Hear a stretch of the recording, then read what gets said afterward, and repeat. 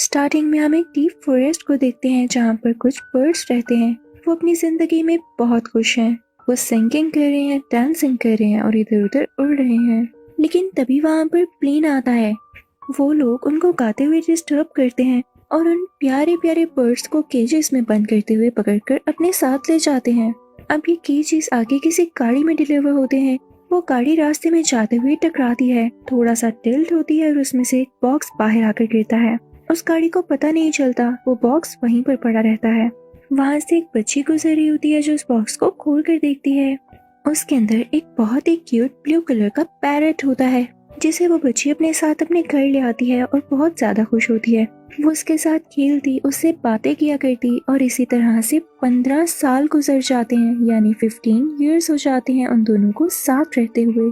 Parrot भी बड़ा हो चुका होता है और ऑब्वियसली वो छोटी बच्ची भी। उन दोनों की दोस्ती बहुत ही कमाल की होती है। ये लड़की बहुत ही ज्यादा प्रोडक्टिव होती है। इसकी एक लाइब्रेरी होती है जिसमें ये अपना टाइम स्पेंड किया करती थी। लोग इससे बुक्स लेने भी आया करते थे। पर आज जो कस्टमर इसके पास आया था वो बुक्स की खातिर नहीं बल्कि ब्लू पैरट की खातिर आया था।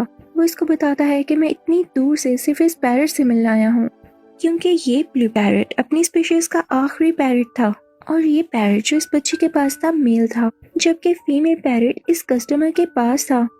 तो वो कस्टमर इस लड़की से कहता है कि क्यों ना इन दोनों पैरट्स को मिलवाकर जनरेशन बढ़ाई जाए। अगर ये मर गए तो ये स्पीशीज एक्सटेंड कर जाएगी, यानी खत्म हो जाएगी। तो वो लड़की कहती है हाँ आइडिया तो अच्छा है, पर इसके लिए मुझे क्या करना होगा। तो वो आदमी कहता है कि जिस कंट्री में रहता हूँ तुम्हें साथ आना होगा। तो ये लड़की कहती है सॉरी मैं आपके साथ नहीं आ सकती, और उसे कहती है कि अब आप लाइब्रेरी से बाहर चले जाएं, मेरे पास टाइम नहीं है। इस लड़की का नाम लिंडा होता है। ब्लू पैरट को अभी तक उड़ना नहीं आता था और ये उसे उड़ना सिखाती थी, पर रोज कोई ना कोई मसला हो जाता था। लिंडा अब सोचने लगती है कि ब्लू तुम्हारा क्या किया जाए, तुम्हें उड़ना भी नहीं आ रहा और तुम्हारे पास क्या एक्टिविटी बची है। तभी उसके माइंड में एक बात क्लिक होती है कि क्यों ना उस आदमी की बात मान ली जाए और उसके कंट्री चला जाए। अब लिंडा और ब्लू उस कंट्री पहुंच ही जाते हैं। उस आदमी का अपना एक वेट क्लिनिक होता है जहाँ पर और भी काफी सारे बर्ड्स थे। ब्लू उन्हें देख के काफी खुश होता है। उस क्लिनिक में उस वेटरनरी डॉक्टर का एम्प्लॉय भी होता है जो लिंडा और ब्लू को बताता है कि उसी फीमेल पैरट ने मेरे मुंह का देखो कितना बुरा हाल किया है। वो बहुत लड़ाकी है, हर एक से लड़ती रहती है। ये सुनकर ब्लू डर जाता है, लेकिन वो डॉक्टर उसे कहता है नहीं नहीं वो बहुत अच्छी पैरट है, मैं तुम्हें उससे मिलवाता हूँ। अब ये लोग ब्लू को उसी फीमेल पैरट के पास छोड़ देते हैं ताकि वो लोग आपस में बातचीत करें और खुद उनको कैमरा से देखते हैं। उन दोनों की आपस में बिल्कुल भी नहीं बनती। वो लड़ ही रहे होते हैं और फीमेल पैरट ब्लू से कहती है कि तुम एक इंसान के साथ रह रहे थे और उसके घर में एक केज में बंद हो गए। मुझे देखो मैं कितनी खुली जगह पर रहती हूँ। अभी उन लोगों में बात हो ही रही होती है कि तभी एक लड़का आकर उन्हें पकड़ लेता है और आगे कुछ लोगों को बेच देता है। वो लोग स्मगलर्स होते हैं जो कि बर्ड्स को स्मगल करने वाले थे। लेकिन वो फीमेल पैरट ब्लू से कहती है कि ऐसे एक्ट करो जैसे तुम मर गए हो। वो दोनों मरने की एक्टिंग करते हैं और जैसे ही वो आदमी केज खोलकर उस फीमेल पैरट को पकड़ता है तो उसके हाथ पर काट कर उड़ जाती है। पर ये ट्रिक ब्लू नहीं कर पाता। पर तभी वहाँ पर एक बहुत ही खौफनाक वाइट पैरट आता है जो कि उस फीमेल पैरट को पकड़ लेता है और स्मगलर्स उन दोनों पैरट्स को फिर से बंद कर देते हैं और अब की बार तो उनके पाँव में चेन भी डाल देते हैं। इसके बाद वो स्मगलर्स उस छोटे बच्चे से कहते हैं जाओ जाओ अब तुम्हारी कोई जरूरत नहीं है। तो ये सुनकर उस छोटे बच्चे को बहुत बुरा लगता है और वो सोचता है कि नहीं मुझसे तो कोई मतलब ही नहीं था, ये बस पैरट्स को आगे बेचना चाहते थे और मुझे थोड़े से पैसे दिए हैं। उसको समझ आ जाती है कि ये बर्ड्स के साथ बहुत बुरा सलूक है।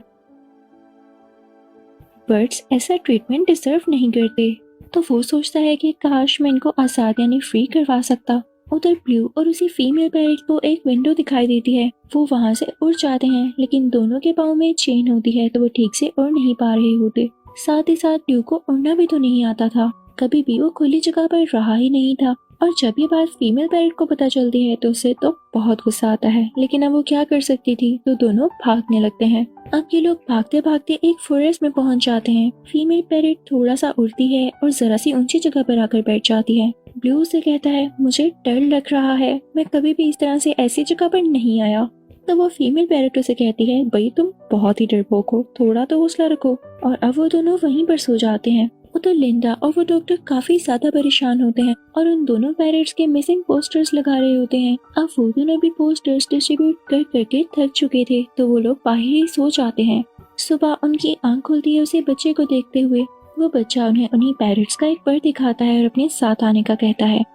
दूसरी तरफ जब स्मगलर्स के आदमी को पता चलता है कि पैरेट्स भाग चुके हैं, तो वो दो हेंस को पकड़ते हैं, उन्हें ब्लू पेंट करते हैं और उसी केज में बंद कर देते हैं। स्मगलर जब देखता है वो तो बच्चा नहीं था ना, तो उसे समझ आ जाती है कि ये पेंटेड हेंस हैं। वो अपने लोगों पर बहुत गुस्सा करता है और कहता है कि मुझे आज की डेट में वो पैरेट्स वापस चाहिए, मुझे आगे उनको डिलीवर करना है।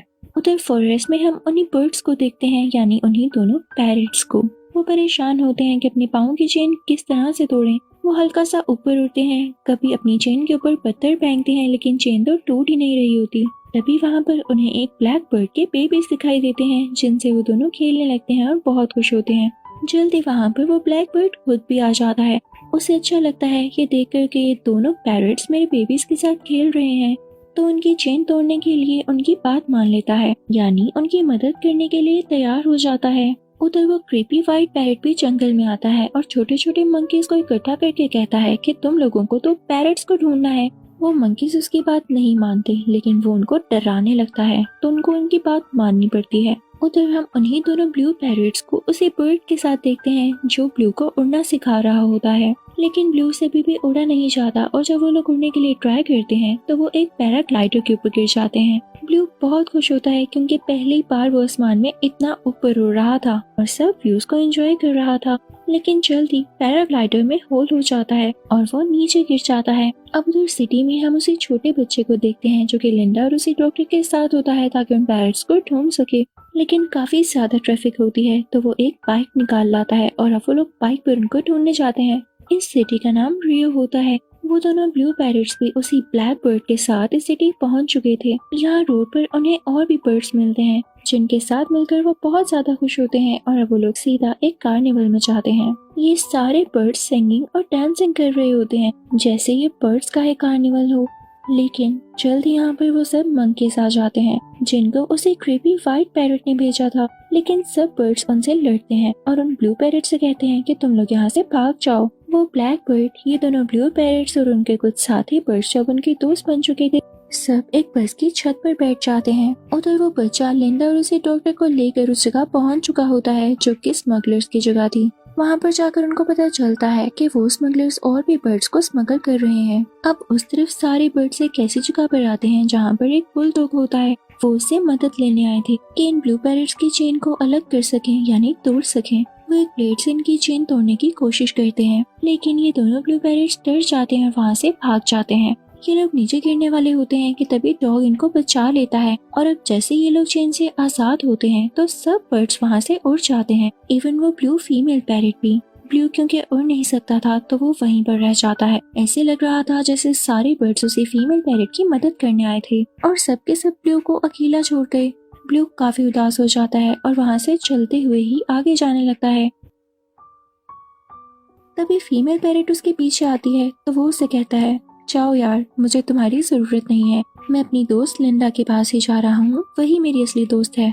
वो फीमेल पैरट भी उसे और कुछ नहीं कहती और वहाँ से उड़ जाती है, पर आसमान में वही क्रीपी व्हाइट पैरट उसे पकड़ लेता है। बाकी बर्ड्स ये सब होते हुए देख लेते हैं और नीचे आकर ब्लू को बताते हैं। अब ब्लू उसे बुलडॉग की हेल्प लेता है और उसके सर पर बैठकर आगे जाने लगता है। वो लोग चलते चलते एक कार्निवल में पहुंच जाते हैं जहां पर लिंडा पहले से ही होती है। उसने ब्लू का कॉस्ट्यूम पहना होता है और वो वहां पर डांस कर रही होती है ताकि ब्लू को ढूंढ सके। यहाँ पर वो ब्लू को देख भी लेती है, वो उसे आवाज देती है, पर ब्लू उसकी बात नहीं सुनता क्योंकि अभी उसे अपनी फीमेल पैरट को जो बचाना था। वो सीधा उसी गाड़ी में जाता है जहाँ पर स्मगलर्स बाकी बर्ड्स को स्मगल करने वाले थे और उन्हें आगे लेकर जा रहे थे। वहाँ पर और भी बर्ड्स होते हैं और वो व्हाइट क्रीपी पैरट बाकी सब बर्ड्स का ख्याल रख रहा था कि वो यहाँ से एस्केप न कर सके। फाइनली वो टाइम भी आ जाता है जब स्मगलर्स अपनी गाड़ी एयरपोर्ट पर रोकते हैं और एक प्लेन में सारे केजेस ट्रांसफर करने लगते हैं। स्मगलिंग का टाइम आ चुका था, पर लिंडा भी समझदारी करती है और डॉक्टर के साथ अपनी गाड़ी में उसी जगह पर आ जाती है। उन्होंने वो गाड़ी कार्निवल से ही ली होती है और बिना देर किए हुए वो वहाँ पर पहुँच जाते हैं। वहाँ पर उसे क्रीपी पैरट ने ब्लू को भी केज में बंद कर दिया होता है और अब प्लेन टेक ऑफ करने वाला होता है। लिंडा उसी कार्निवल कार की स्पीड तेज करते हुए प्लेन से टकराने की कोशिश करती है ताकि प्लेन रुक जाए, पर ऐसा नहीं हो पाता। तभी ब्लू को एक आइडिया आता है। वो पास देखता है कि एक सिलेंडर पड़ा हुआ है। वो उसे अपने केज के साथ बांधता है और उसे फेंकता है, जिसके बाद केज का दरवाजा खुल जाता है। वो बाहर आता है और बाकी केजेस को भी खोलता है। सब बर्ड्स बहुत एक्साइटेड होते हैं क्योंकि वो सब अब फ्री थे। अब ब्लू प्लेन का वो दरवाजा भी खोल देता है जहाँ से एग्जिट थे। सारे बर्ड्स वहाँ से उड़ जाते हैं, पर यहाँ पर रियो की किस्मत अच्छी थी कि वो फीमेल पैरेट उसके पास रुकती है। पर वो व्हाइट बेबी पैरेट भी आ जाता है। वो ब्लू के ऊपर आ जाता है और उसे रोकता है। वो फीमेल पैरेट उनके पास जाकर उनको रोकती है ताकि वो ब्लू को आजाद करवा सके, लेकिन वो व्हाइट बेबी पैरेट उसे धक्का देता है। वो बेचारी दूर जाकर गिरती है और उसका एक पर केज के नीचे आ जाता है। लेकिन तभी ब्लू देखता है कि वही सिलेंडर ब्लास्ट करने वाला है, तो वो उसके साथ उसी व्हाइट पैरेट का पाँव बांध देता है। जल्दी वो ब्लास्ट कर जाता है और प्लेन से बाहर जाकर गिरता है, जिसके साथ वो व्हाइट पैरेट भी बाहर चला जाता है। अच्छी बात ये कि वो सिलेंडर लगता भी प्लेन के इंजन में है, जिससे वो प्लेन भी डिस्ट्रॉय हो जाता है। ये दोनों ब्लू पैरेट्स भी प्लेन से नीचे जंप कर देते हैं, लेकिन अब की बार तो उस फीमेल पैरेट को ब्लू खुद बचाता है अपने परों में लेकर, क्योंकि ब्लू अब उड़ना सीख चुका था। वो दोनों मिलकर लिंडा के पास जाते हैं। लिंडा बहुत खुश होती है और उन दोनों को खुशी खुशी उड़ा देती है, जिसके बाद वो दोनों उड़कर जंगल की तरफ चले जाते हैं। और यहीं पर इस मूवी के पार्ट 1 की हैप्पी एंडिंग होती है। I hope you like the explanation. Thank you for watching.